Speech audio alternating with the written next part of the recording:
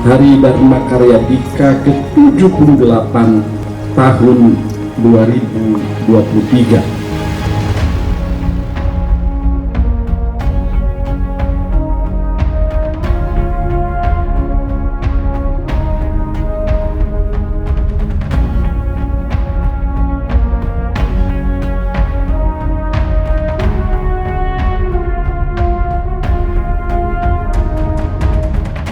Kementerian Hukum dan HAM semakin berkualitas untuk Indonesia maju dapat dimaknai sebagai upaya merefleksikan semangat kita, semangat insan pengayoman di seluruh Indonesia dalam memberikan pengabdian terbaik dari waktu ke waktu yang diharapkan juga semakin berkualitas.